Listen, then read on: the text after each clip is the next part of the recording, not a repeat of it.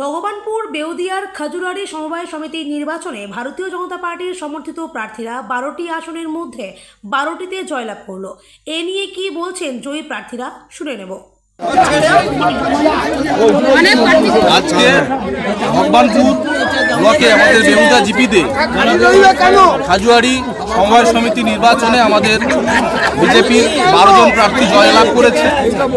তার কারণ ভগবানপুরে যে সমস্ত তৃণমূলের নেতারা যে দুর্নীতি করছে, অঞ্চলের দুর্নীতি, বুথের দুর্নীতি, সামাজিকভাবে তাদের সমর্থন নেই, যার ফলে এই খেজুয়ারি বুথে বিজেপির পক্ষেই মানুষ ভোট দিয়েছে।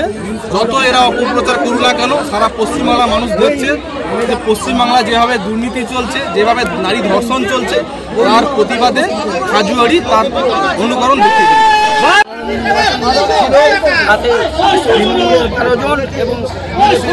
ছিল, বিজেপি ১২ জনই জিতেছে।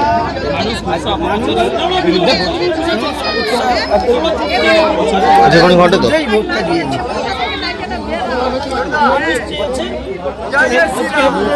ভগবানপুরে গত বেশ কয়েকটা সমবায় সমিতি নির্বাচনে আমরা দেখেছি তৃণমূল লাগাতার জিতছে, এটা কি করে সম্ভব হলো?